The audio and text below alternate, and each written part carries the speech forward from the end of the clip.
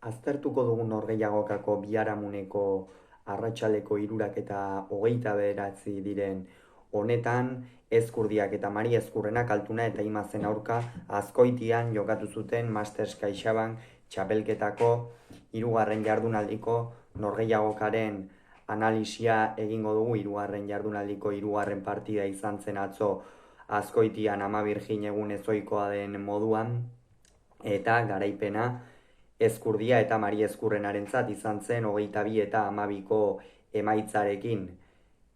Analisiarekin hasi aurretik gogoratuko dugu Ezkurdiak eta Mari Ezkurrenak aurreko jardunaldian irabazi egin zutela.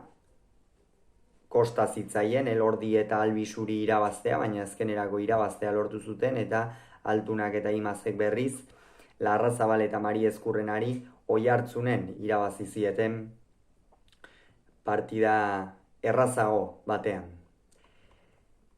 Gaurkoan atzo favoritoek ere ez zuten hutsik egin, egia esan partida, nik nire aldetik behintzat nahiko garbi ikusten nuen Ezkurdia eta Mari Ezkurrenarentzat izango zela. Izan ere Altuna partida asko jokatzen ari da, eta orain analisiarekin hasten garenean hor zantzu batzuk ere aztertuko ditugu. Partida hasieran egia da Ezkurdia eta Mari Ezkurrena 4-1 aurreratu zirela, eta hor nik aipatuko nuke beste gauza batzuen gainetik Jon Mari Ezkurrenak eman egin zion partida hasieran, baina eman bakarrik ez, baizik eta batzuetan goiko txapa bilatzera joan ohi da Berriozarko pilotaria, eta atzoko egunez berriz frontis erdian jotzen ikusi genuen.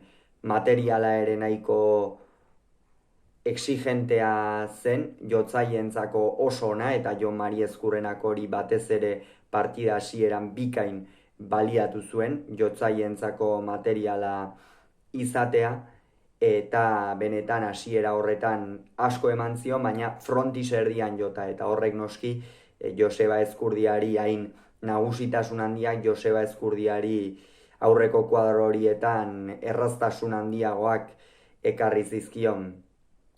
Gero partida berdindu egin zuten, Jokin Altuna, badakigu Jokin Altuna dela, eta jokoan hasten saiatu zen, hasiera horretan gainera lortu zuen, tanto dezente bukatu zituen, bai txokoan, bai zabalean, baina hala eta guztiz ere Mari Ezkurrena agintzen jarraitzen zuen, eta horregatik Jokin Altunari haren meritu handiagoa eman behar zaio hor partidaren fase horretan bukatutako tantoekin, ez? Esan dugun bezala Jon Mari Ezkurrena askoz ere gehiago izan zelako Ander Imaz baino atzeko kuadroetan.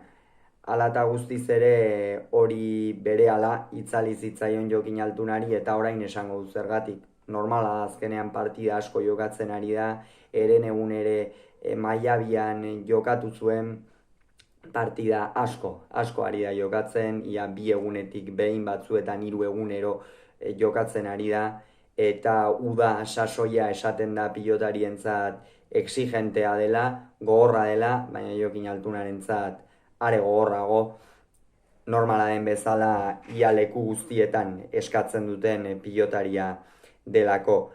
Gero 12 eta 10 aurreratu ziren Ezkurdia eta Mari Ezkurrena, eta hortikan aurrera ja erabat zapaldu egin zituzten.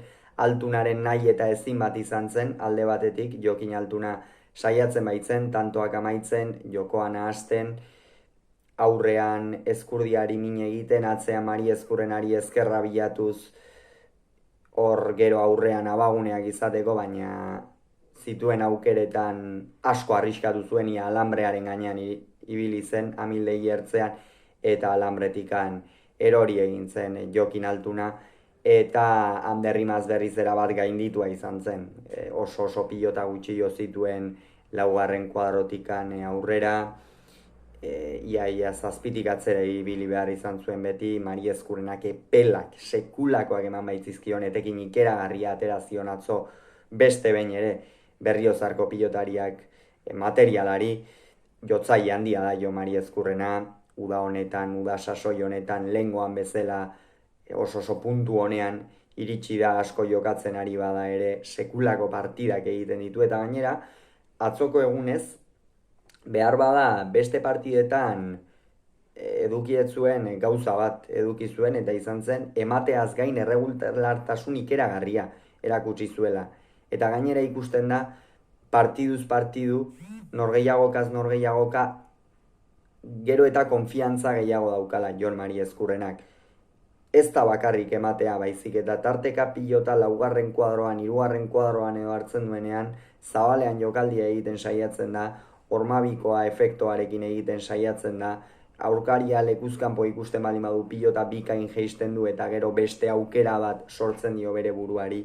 Ikeragarri jokatzen ari da Jon Mari Ezkurrena, aurtengo udan beste behin ere, lehengo urtean bezala, eta oso aipagarria. Zalantzari gabe Jon Mari Ezkurrenak horre egin zuen tartea, eta Joseba Ezkurdiaren inguruan zer esan, behar bada azken partidetan behar baino pilota gehixeago galtzen ari zen, baina atzo eman egin zion, atzo pilota beste partidetan baino askoz ere gehiago luzatu zuen, eta tantoak amaitzerako garaian erraztasun ikeragarria erakutsi zuen. Horrez gain aurreko kuadroetan Jokin Altunari bikain eutsi zion, eta ibili behar zuenean aidean ibili zuen. Beraz, partida euren joko teoriko hori praktikara bikain eraman zuten atzo Ezkurdiak eta Mari Ezkurrenak, eta horregatik irabazi zieten Altuna eta Imaziain erraz. Honen bestez, partida erabakigarri honen ostean, izan ere atzoko partida hau Masters CaixaBank txapelketako finala izan daiteke, Lasai Ederrean finala izan daiteke, lehen urtean izan zen, eta nik uste aurten ere aukerak badaudela hori finala izateko, bibikote hauek ari baitira agintzen, ikusiko dugu egia Jokin Altuna ze puntutan iristen den, eta Ander Imaz ere ze puntutan iristen den, baina Ezkurdia eta Mari Ezkurrenak behintzat hautagaitza asko sendotu zuten atzoko egunez, asko ikeragarri sendotu zuten, eta okerrik ezean behintzat zuzenean finalerdietara sailkatuko dira, playoffik jokatu behar izan gabe. Hauxe beraz, partida honen inguruan esan behar genuen guztia, hurrengoan gehiago izango duzue Kirolunea YouTubeko kanal honetan, bitartean ongi izan, agur!